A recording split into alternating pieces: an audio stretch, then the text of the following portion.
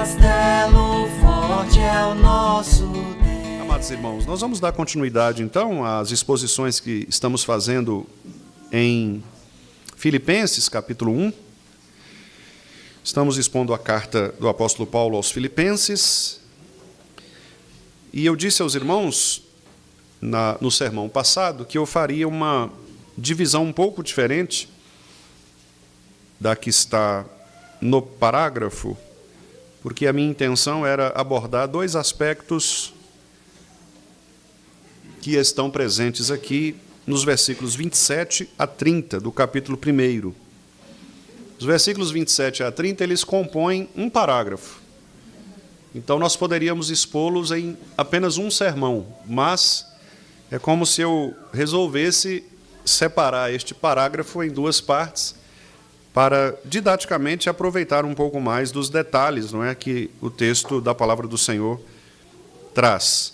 Então, no sermão passado, nós vimos a primeira parte, que é versículo 27 até o 28, a parte A, quando o apóstolo Paulo diz o seguinte: vivei acima de tudo, por modo digno do Evangelho de Cristo, para que, ou indo ver-vos, ou estando ausente, ouça no tocante a vós outros, que estáis firmes em um só espírito, como uma só alma, lutando juntos pela fé evangélica, e que em nada estáis intimidados pelos adversários. Vimos, então, primeiramente, exatamente o que significa viver de acordo com o Evangelho de Cristo Jesus, viver de modo digno do Evangelho, tendo uma vida, portanto, pautada pela fé, a genuína fé, pela unidade da igreja, lutando juntos por esta fé evangélica e também demonstrando coragem na nossa luta cultural. Nós não devemos temer, não devemos estar intimidados pelos adversários, pelos perseguidores da igreja,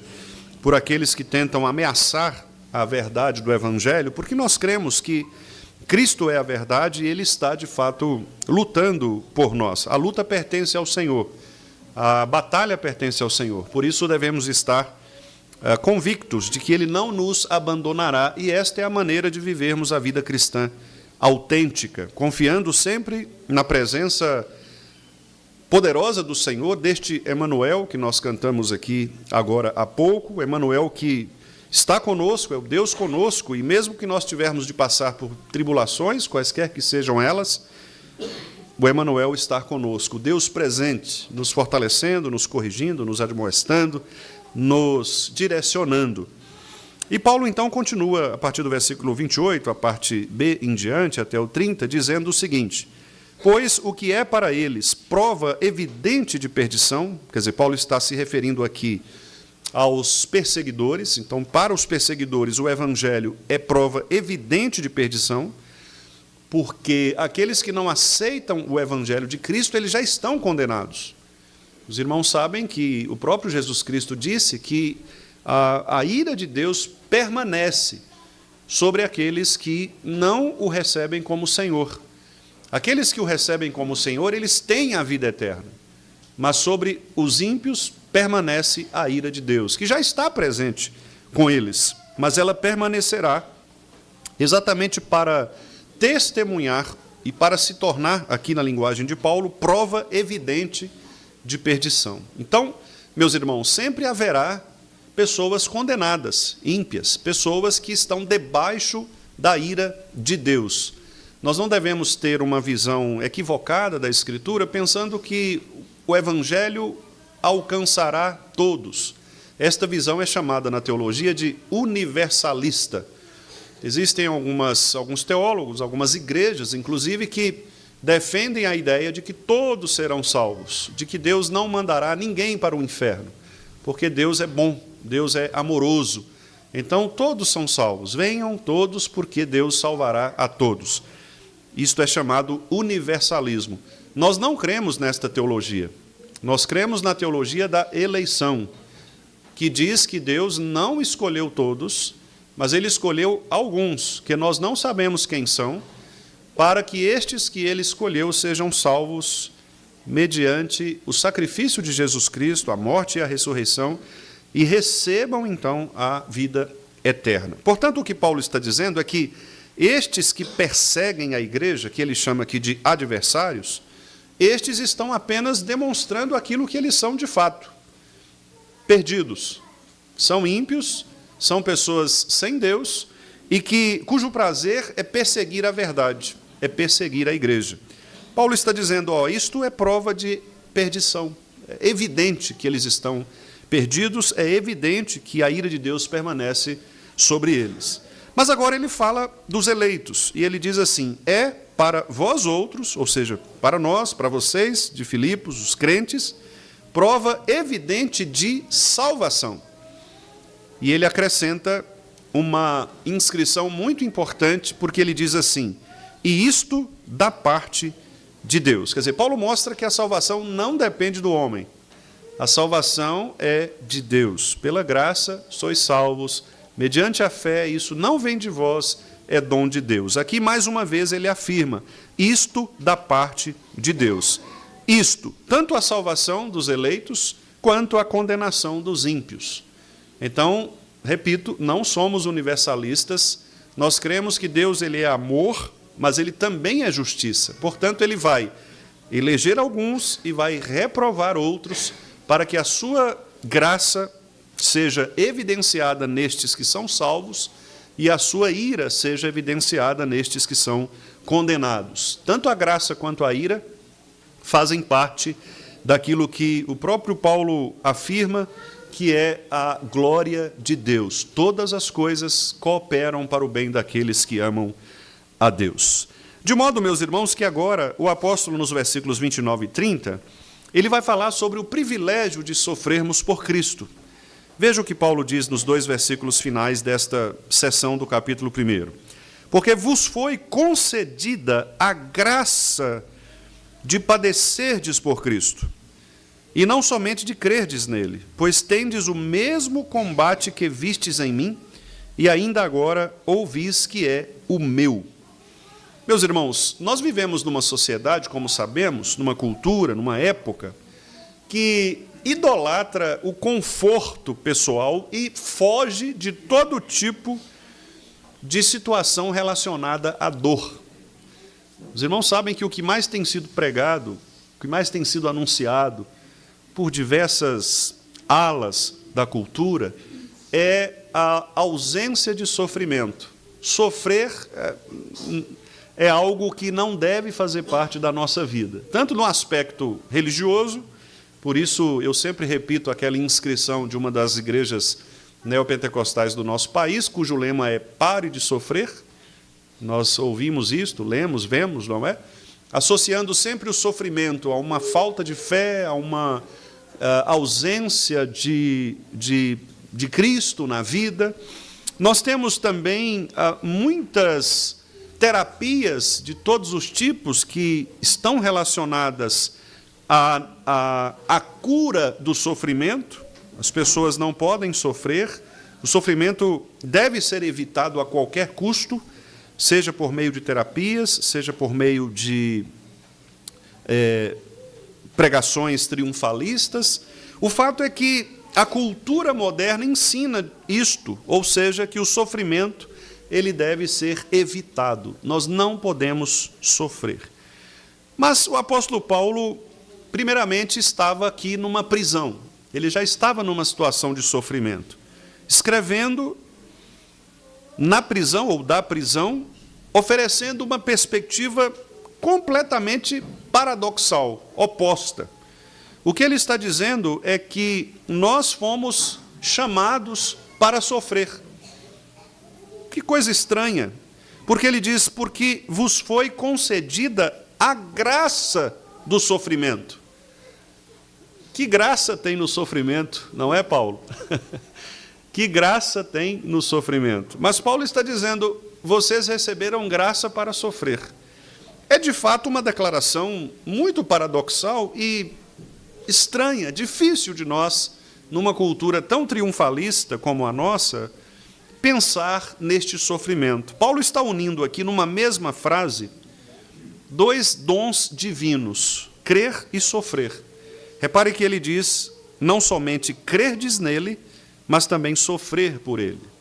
Então, se nós invertermos a ordem da frase, Paulo está dizendo: vocês receberam graça para crer e também para sofrer. Esta é a grande tese que Paulo estabelece aqui nesta sessão. E é interessante porque, ao longo da história da igreja, nós vamos de fato perceber, nos séculos seguintes, que essa verdade ela moldou a história dos crentes ou da igreja do Senhor. Nós temos vários testemunhos que podemos citar, como, por exemplo, aquele que eu citei no sermão passado, de Plínio, o Moço, chamado o Moço, que era um governador romano, e que, ao escrever a Trajano, o imperador, ali por volta do século do ano 112 depois de Cristo, ele escrevia palavras que demonstravam que ele não estava compreendendo a razão pela qual os crentes resolviam sofrer.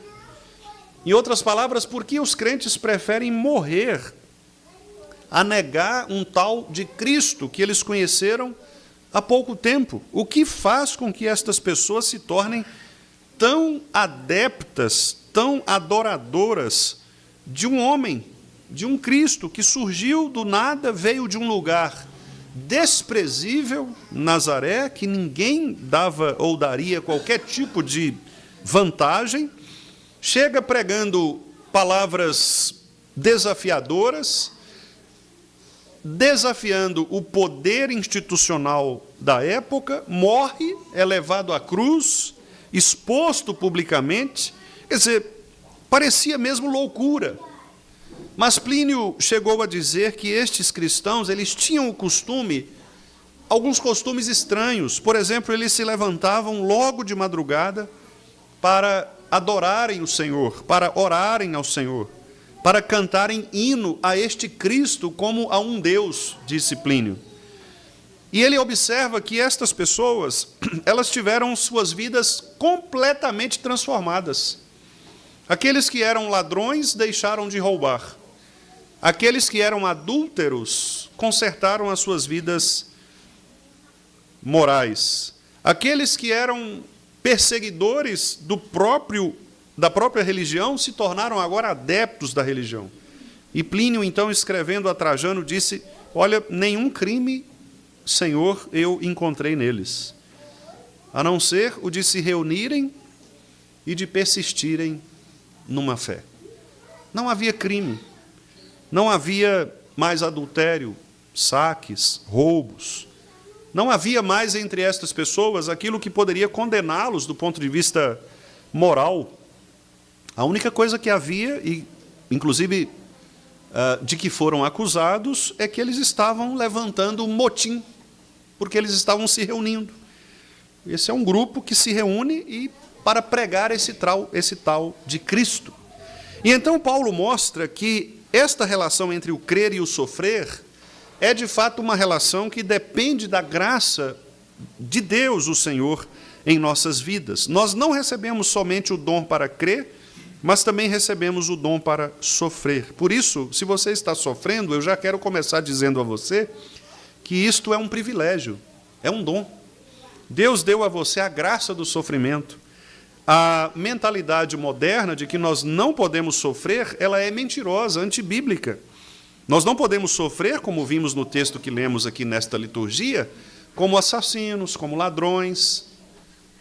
Isto não deve trazer sofrimento para nós. Mas se nós tivermos de sofrer por sustentarmos a verdade do Evangelho, por darmos bom testemunho de Cristo, se nós tivermos de sofrer por sermos zombados por causa da nossa moralidade correta, por causa da nossa santidade, de nossa piedade, se as pessoas rirem de nós porque nós nos reunimos num lugar para orar a um Deus, se as pessoas zombam de nós porque nós dizemos, não, eu creio que Deus haverá de fazer um milagre, deixe que elas se oponham a nós. Não temam estas pessoas, não fiquem intimidados com estes adversários, porque o que para eles é prova de perdição, para nós é salvação, porque nós recebemos a graça de sofrer pelo Evangelho de Cristo. Então, repare que logo no versículo 29, a primeira parte, Paulo diz que este é um dom da fé. A vós vos foi concedida a graça de crer em Cristo, mas também a graça de padecer por Ele. Todos nós sabemos, amados irmãos, de que a fé é um dom divino, não uma conquista humana. Paulo quer que os filipenses, e nós também compreendamos, que O ato de crer é resultado da graça soberana de Deus, porque nós não nascemos crentes. Nós somos regenerados ao longo de nossa vida pela ação do Espírito Santo do Senhor. Paulo diz isso lá em Efésios, no capítulo 2, quando ele diz que nós estávamos mortos nos nossos delitos e pecados, e ele nos deu vida, vida para que possamos crer. E esta vida foi dada pela fé, que é dada pelo Senhor, que é um dom de Deus. Crer em Cristo, portanto, é receber novos afetos, novos olhares, uma nova esperança. Não é apenas uma confissão positiva de palavras, não é apenas uma declaração de fé pública, triunfalista, mas é uma entrega total a Cristo, que transforma todo o nosso ser, a nossa visão de mundo. Por isso, nós transformamos a forma como vemos o sofrimento. O sofrimento na vida cristã não pode ser visto como as pessoas da cultura moderna o veem. Paulo, portanto, desafia a nossa lógica natural, e ele diz que sofrer por Cristo é uma graça. O sofrimento não é um acidente na vida cristã, é parte do chamado de Deus.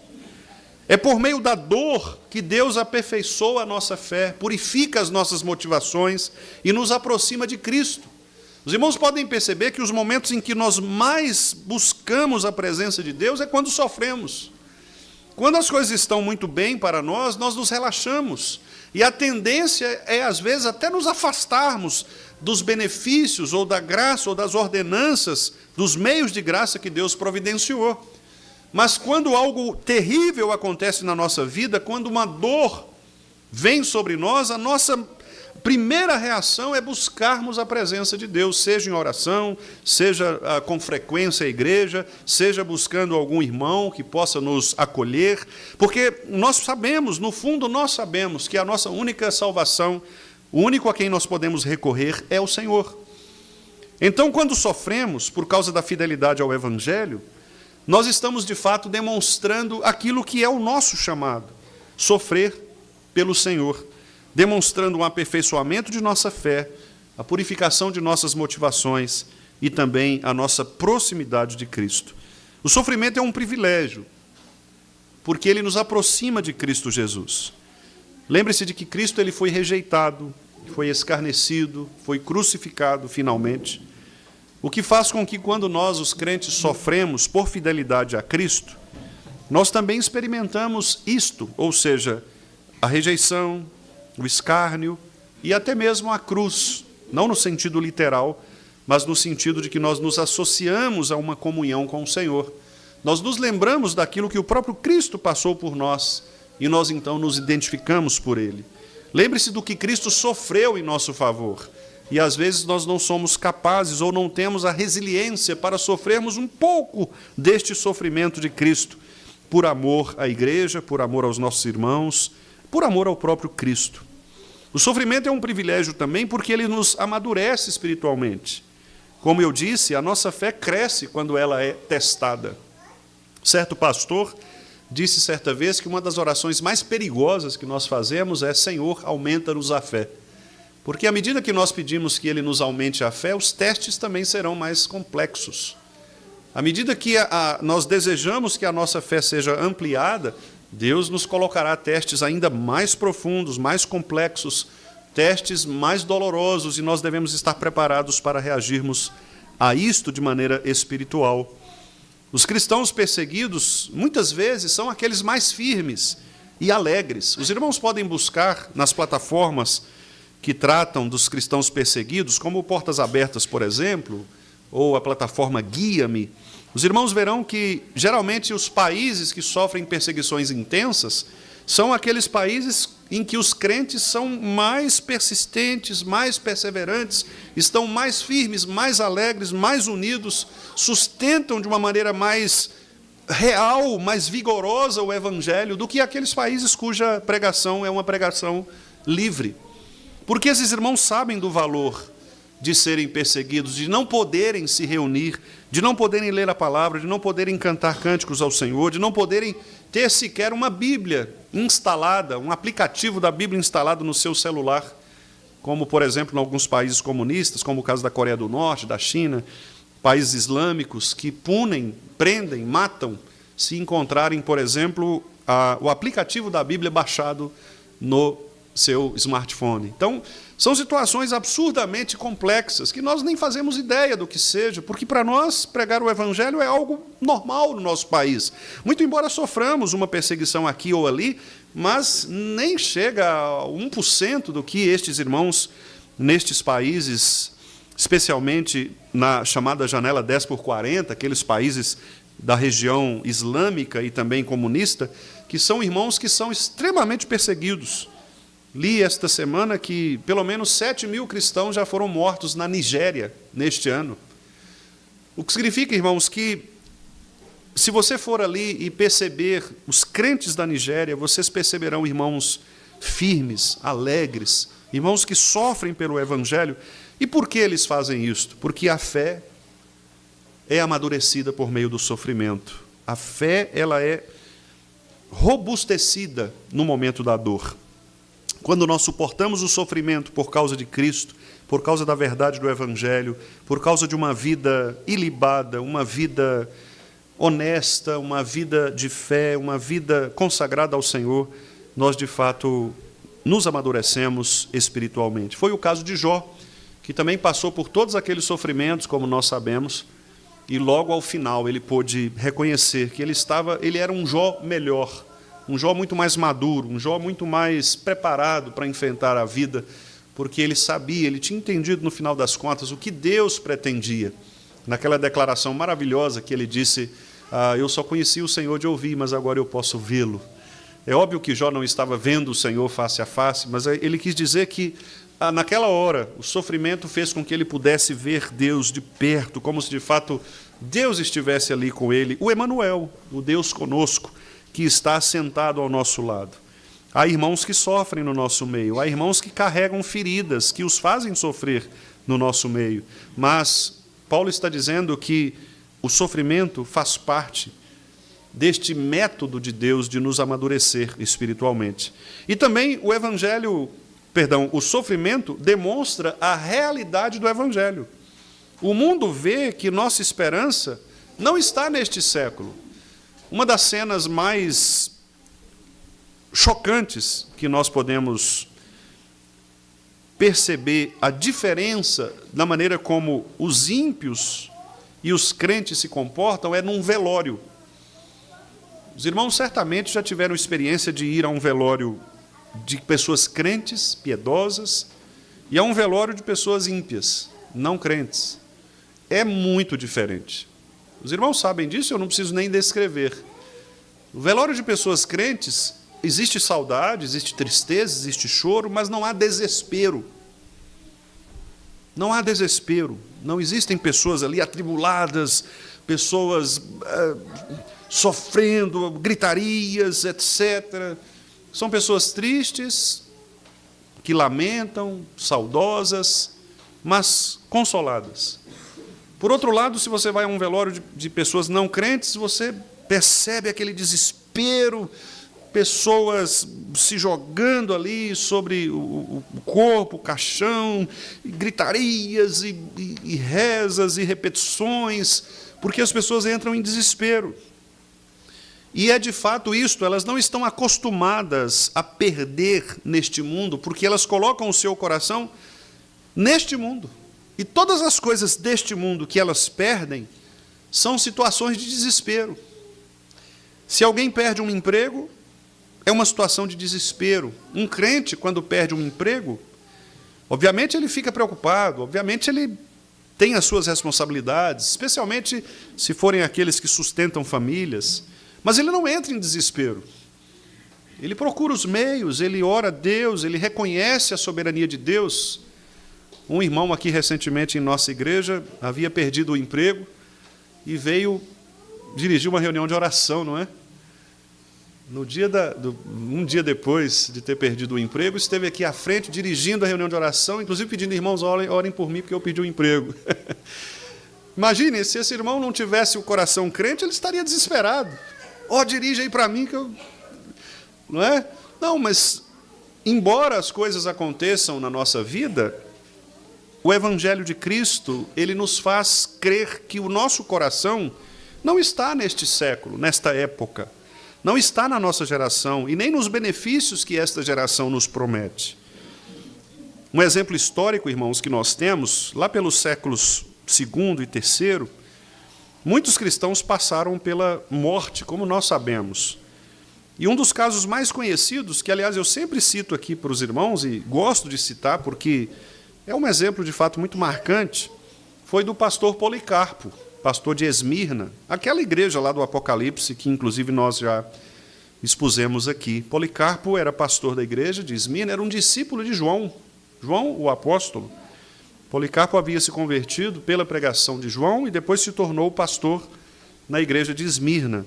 Ele foi perseguido pelo Império Romano, finalmente ele foi queimado vivo, inclusive, diante de muitas pessoas, e a frase mais bela de Policarpo foi ele dizendo, ao ser pressionado por negar a Cristo, ele disse: olha, eu tenho 86 anos e eu sirvo a este Cristo, e este Cristo nunca me decepcionou, nunca me fez mal algum ao longo desses 86 anos. Como é que eu posso negá-lo agora? Como eu vou blasfemar o seu nome? Como eu vou blasfemar contra aquele que me salvou? E Policarpo, então, depois dessa declaração, foi morto, diante de muitas pessoas ali. E nós temos vários outros exemplos na história recente, inclusive, de pessoas que têm sido mortas por causa do Evangelho. Há uma história também de uma mulher chamada Perpétua, também nestes séculos II e III, Perpétua também, esposa de pessoas, de um irmão crente, havia se convertido, ela, a esposa, que também se converteu, e ambos foram levados para a morte. E Perpétua teve uma morte horrível, ela foi amarrada atrás de um touro bravo na arena, e ela foi, então, arrastada por aquele touro durante vários minutos ali, até que ela viesse a morrer por causa das pancadas, do pisoteio daquele animal. Mas são histórias que entram para a história, porque, de fato, mostram que Deus não desperdiça o sofrimento humano. Nós podemos declarar com toda certeza, irmãos, que cada lágrima fiel derramada por um crente tem um propósito. Se você tem chorado por causa de Cristo, da verdade de Cristo, se você tem sido blasfemado, se você tem sido perseguido, ameaçado, porque você tem sustentado uma verdade do Evangelho, fique tranquilo, saiba que a sua lágrima, ela tem um propósito. Quando o cristão sofre por Cristo, seja rejeição de pessoas, injustiça, perda, oposição, ou qualquer outra coisa, Deus, na verdade, o está moldando à imagem do seu próprio Filho, para que nós possamos nos assemelhar ao próprio Cristo, sofrer o sofrimento de Cristo, que é exatamente o que Paulo diz aqui no versículo 30, pois tendes o mesmo combate que vistes em mim. Paulo mostra aos irmãos de Filipos que ele próprio é um exemplo deste combate pela fé. A fé, portanto, não é isolada, a fé não é individualista, a fé ela é coletiva. A fé cristã, ela é solidária. Quando um crente sofre, quando um crente é perseguido, todos devem sofrer juntamente com ele. Todos devem também sentir a perseguição. Às vezes, irmãos, nós falamos, não é, sobre esses casos de cristãos perseguidos, e nós ficamos assim, de boa, porque isso não nos acontece. Então, quando você não é afetado diretamente, você, às vezes, não dá muita importância. Você ora, você fala, você menciona, mas nós não sentimos a mesma dor daqueles irmãos. E este é um grande perigo, porque quando nós não nos envolvemos com a nossa família cristã, independentemente de onde ela esteja, seja aqui, seja na Nigéria, seja na Coreia do Norte, nós nos sentimos afastados. E esse é um grande perigo. Talvez, eu não sei, é apenas uma especulação de minha parte. Não sei se algum missiólogo estuda sobre isso, trata disso, ainda não vi algo assim. Mas eu tenho a impressão de que é muito parecido com o que acontece nas guerras. Na Segunda Guerra, por exemplo, a gente tem um relato do primeiro-ministro inglês, Winston Churchill, em que ele insistia que a Alemanha estava crescendo desde a Primeira Guerra, mas ninguém queria ouvir o Churchill. Alguns diziam que Churchill era um beberrão, um mulherengo, e ninguém dava bola para ele. Tanto que ele saiu do governo, ficou um tempo fora do governo, era ridicularizado, e ele estava sempre dizendo, olha, os caras estão chegando, a Alemanha está crescendo, eles estão se armando, eles estão se militarizando. E ninguém se importava com Churchill.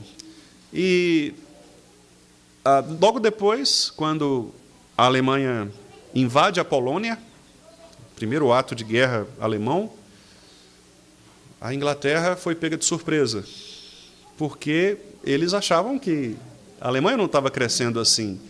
Mas eles começaram a perceber, o tal do Churchill não era apenas um beberrão, mas ele é um cara que sabia das coisas, né? Ele tinha alguns hábitos excêntricos mesmo. Diz a biografia do Churchill que ele levantava de madrugada e já pegava o seu uísque e tomava uma golada de uísque, né? Então, alguns diziam que ele era uma pessoa assim, sem qualquer credibilidade. Mas, curiosamente, foi o Churchill que foi chamado para ser o primeiro-ministro inglês no auge da Segunda Guerra. Apesar de todas estas críticas, reconheceram que ele era o cara capaz de derrotar a Alemanha e liderar a frente dos aliados. E uma das frases mais marcantes de Winston Churchill é quando ele disse assim, olha, quando os bons se calam, os maus tomam o lugar. Os maus, eles estão ali. E a ausência dos bons faz com que o mal prospere. Ou seja, a negligência da igreja muitas vezes permite que o pecado avance sobre o mundo. Às vezes nós criticamos o mundo e falamos, olha, como a nossa cultura é uma cultura perversa, pecaminosa, como lemos aqui no mandamento, né? Uma cultura permissiva, uma cultura impura, e de fato cultura que tolera casamentos ilícitos, prostituição, não é? Tudo isso aqui que nós lemos, uma cultura que valida o divórcio como se fosse uma coisa comum. Dentro das próprias igrejas, nós vemos crentes se divorciando 1, 2, 3, 4 vezes, abandonos injustos do lar, às vezes marido e mulher vivem juntos, sob o mesmo teto, mas estão separados. Quer dizer, é um pecado também, porque ali há um abandono injusto, ociosidade, glutonaria, e aí vai. Nós vemos uma sociedade assim, com estes pecados. Mas a grande pergunta é, e o contraponto? E o que a igreja tem feito? E nós, como crentes? Qual tipo de resposta que nós oferecemos? É triste quando o mundo olha para a igreja e vê esses mesmos pecados dentro da igreja.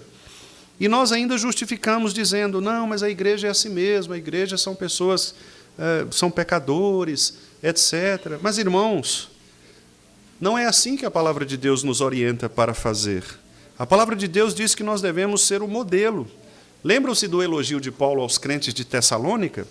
Paulo disse que os crentes de Tessalônica eles tinham uma fé tão operosa que eles se tornaram modelos na Acaia, na Macedônia.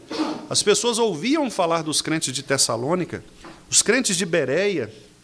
Paulo está então querendo dizer, irmãos, associem-se a mim, sabendo que a igreja não luta sozinha, sabendo que nós somos parte de uma longa linha de testemunhas, aquelas testemunhas lá de Hebreus, quando Hebreus descreve que nós estamos numa grande arena, cercado por uma nuvem de testemunhas. Quais são essas testemunhas? Os nossos irmãos da fé, os irmãos do Antigo Testamento, que estão ali aguardando de nós uma resposta positiva.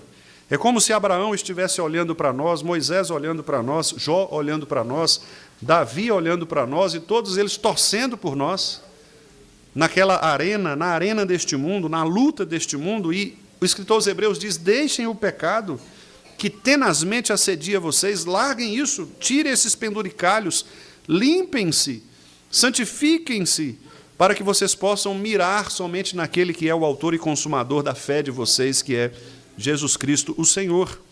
Então nós sabemos que cada geração, de fato, enfrenta batalhas espirituais específicas. O nosso mundo enfrenta batalhas espirituais específicas. específicas, diferentemente da época de Paulo, mas o fato é que todo crente haverá de passar por uma tribulação, todo povo cristão haverá de ser perseguido. Os cristãos sempre serão perseguidos. Nunca haverá um tempo na história em que o cristianismo passará por um momento de paz, a não ser quando estivermos glorificados em Cristo. Porque o cristianismo é sempre uma oposição à vida, ao estilo de vida do mundo caído.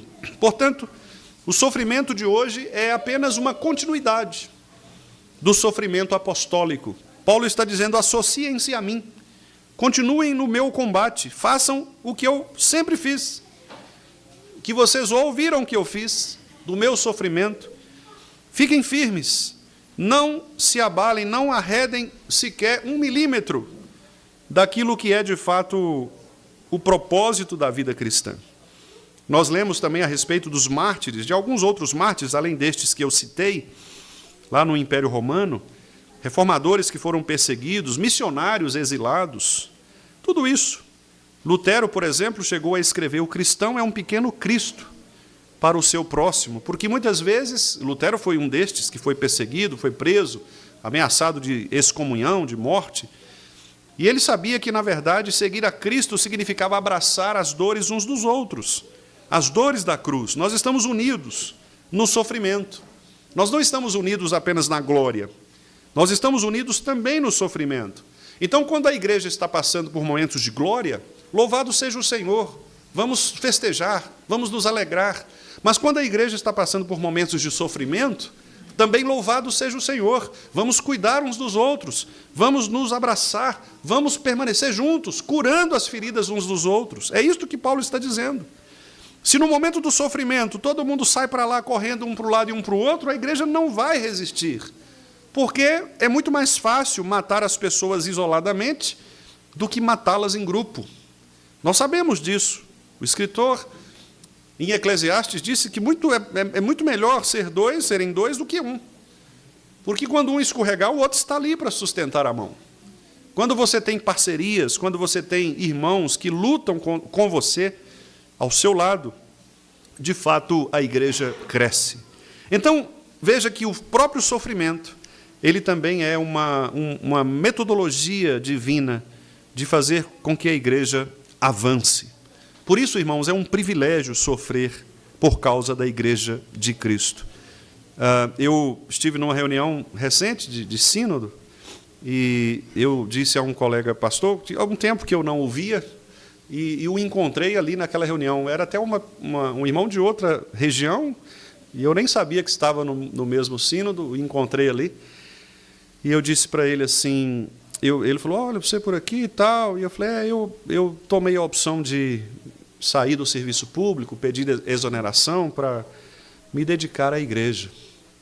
E aí ele fez uma expressão assim de decepção e falou assim: muito corajoso você, né? Porque as pessoas não querem isso. As pessoas elas querem conforto, elas querem benefícios, elas não querem sofrer por Cristo. Elas não querem abrir mão daquilo que elas têm no mundo comum para sofrerem por Cristo. E no ministério a gente vê isso. Cada vez mais ministérios parciais.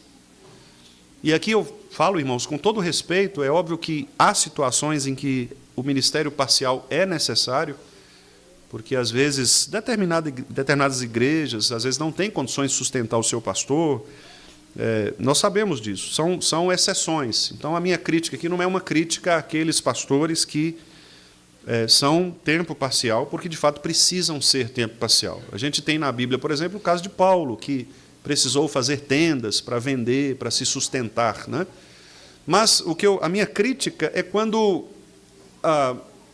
o tempo parcial ou esta outra atividade ministerial, ela se torna quase que a fonte principal, ou quem sabe até mesmo o ministério, a vocação principal.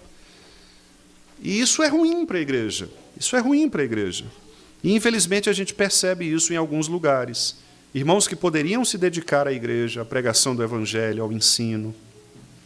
Porque eu fico pensando, que tempo este pastor tem para preparar os seus sermões, preparar os seus estudos? Que tempo esse pastor tem para se dedicar à oração, para estudar? Porque, meus irmãos, para elaborar um sermão como este, é preciso alguns minutos, algumas horas de leitura, de estudo, de preparação.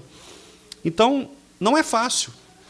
Então, a gente percebe que a luta pelo crescimento da igreja deveria ser uma luta coletiva. Nós deveríamos nos unir, de fato, para que as igrejas se fortaleçam. Ontem eu conversava com o irmão também a respeito disso, um jovem, inclusive, diácono de uma das nossas igrejas aqui do presbitério, estava lá no acampamento da mocidade, e ele falava a respeito disso, não é? Às vezes, por exemplo, nós temos um presbitério que é grande, extenso, são 19 igrejas, mas dessas 19 igrejas, quais delas estão, de fato, são igrejas punjantes, igrejas que estão crescendo, igrejas que vão plantar outras igrejas? Então, o crescimento pelo crescimento não é uma resposta.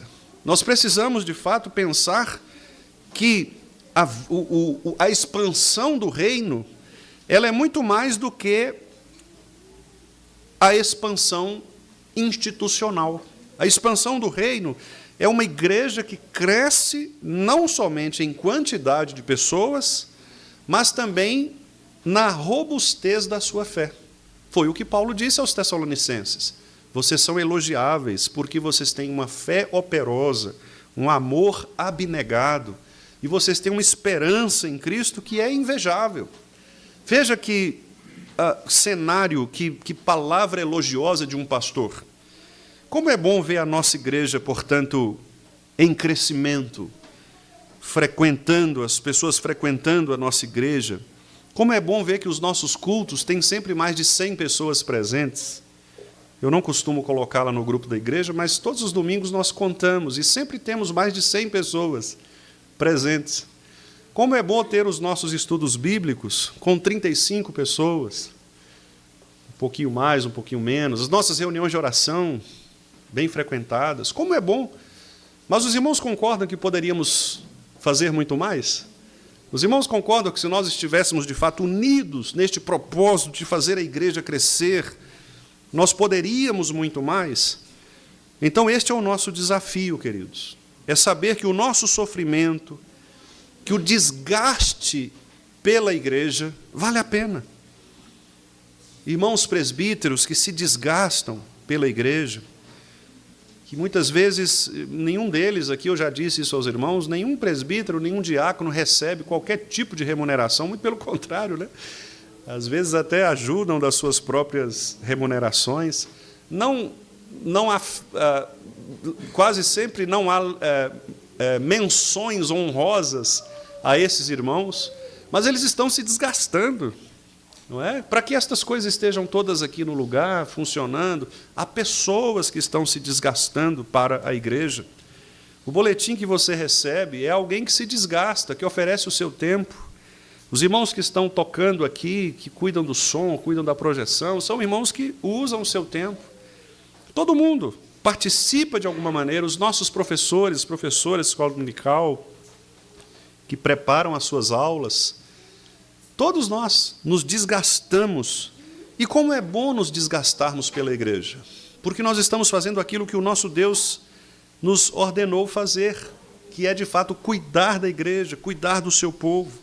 Então, um cristão maduro, ele não reclama deste tipo de sofrimento.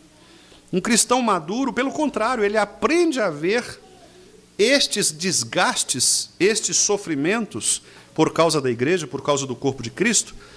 Ele não vê isso como um sinal de abandono de Deus, não vê isso como problema, mas ele vê isso como uma oportunidade de comunhão com Cristo e com a igreja.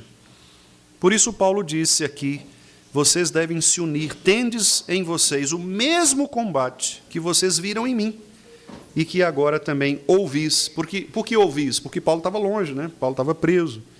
Então eles estavam ouvindo a respeito da prisão de Paulo. E eles deveriam dar ouvidos à prisão de Paulo, sabendo que, mesmo não estando presente, Paulo continuava firme no evangelho do Senhor. Meus queridos irmãos, Paulo não via a dor como obstáculo, mas como um lugar onde Cristo é glorificado em nossa fraqueza.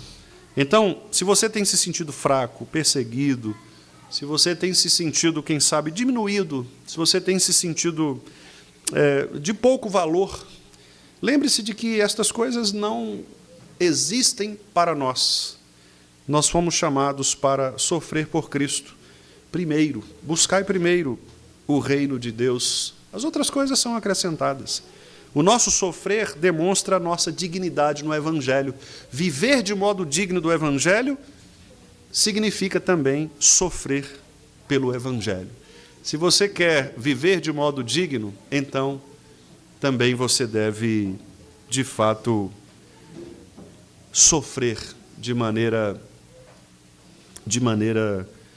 alegre, digna pelo Evangelho de Cristo. A fé é um dom da graça.